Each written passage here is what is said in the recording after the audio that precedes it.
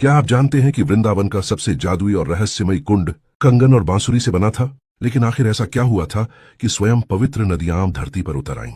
आइए जानते हैं इस चमत्कारी रहस्य की पूरी कहानी। राजा कंस ने श्री कृष्ण को मारने के लिए अरिष्टासुर नाम के एक राक्षस को भेजा था, जिसने एक भयानक बैल सांड का रूप धारण कर रखा था। वह सांड ब्रजवासियों को बहुत परेशान कर रहा था। श्री कृष्ण ने सभी की रक्षा के लिए उस भयानक राक्षस का वध कर दिया। जब श्री कृष्ण राधा जी और अन्य गोपियों से मिलने पहुंचे तो राधा जी ने मजाक मजाक में उनसे दूर रहने को कहा।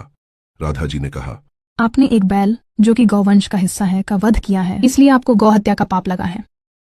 आप अपवित्र हो गए हैं। जब तक आप संसार की सभी पवित्र नदियों के जल से स्नान नहीं कर लेते तब तक आप हमें स्पर्श नहीं कर सकते। श्री कृष्ण ने मुस्कुराते हुए कहा कि उन्हें किसी दूसरी जगह जाने की आवश्यकता नहीं है, वह सभी पवित्र नदियों को यहीं बुला लेंगे।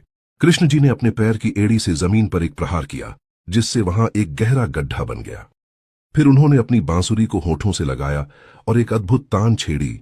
उस मधुर ध्वनि से पूरा ब्रह्मांड गूंज उठा। उस मुरली की धुन में ऐसा आकर्षण था कि संसार की सभी पवित्र नदियां जैसे गंगा, यमुना, सरस्वती, गोदावरी, नर्मदा आदि का आह्वान किया।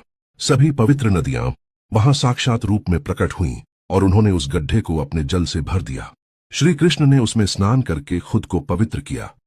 इस कुंड को श्याम कुंड कहा गया। स्नान करने के बाद कृष्ण जी ने हंसते हुए गोपियों से कहा, मैंने तो अपने पाप धो लिए, लेकिन तुम सब उस राक्षस के साथ खड़ी थीं, इसलिए तुम सबको भी पाप लगा है। राधा रानी और उनकी सखियों ने तय किया कि वे कृष्ण के बनाए कुंड का जल इस्तेमाल नहीं करेंगी। उन्होंने पास ही में अपने कंगन चूड़ियों से जमीन को खोदना शुरू किया। देखते ही देखते उन्होंने भी एक सुंदर गड्ढा तैयार कर दिया, लेकिन उसमें पानी नहीं था। श्री कृष्ण ने उनसे श्याम कुंड से जल लेने को कहा, पर गोपियों ने मना कर दिया। वे दूर से मटकियों में पानी भरकर लाने लगीं, लेकिन गड्ढा बहुत बड़ा था। थककर वे बैठ गईं कि ऐसे तो पूरा जीवन निकल जाएगा। यह देखकर श्री कृष्ण ने सभी पवित्र नदियों की देवियों को इशारा किया। उन सभी पवित्र नदियों ने राधा जी की स्तुति की और उनसे प्रार्थना की कि उन्हें उनके कुंड में प्रवेश करने की अनुमति दी जाए।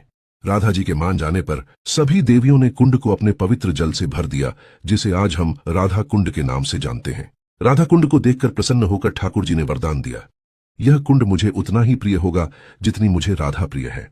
जो भी इस राधा कुंड में स्नान करेगा उसे राधा रानी के प्रति निष्काम प्रेम और मेरी परम भक्ति प्राप्त होगी। अगर आप चाहते हैं कि ठाकुर जी की कृपा और राधा रानी का अटूट प्रेम आपके जीवन में भी बरसता रहे, तो तुरंत कमेंट में हाजिरी लगाइए और लिखिए राधे राधे। ऐसी ही और दिव्य कहानियों के लिए वीडियो को लाइक करें, दोस्तों के साथ शेयर करें और चैनल को सब्सक्राइब जरूर करें और पेज को फॉलो करें।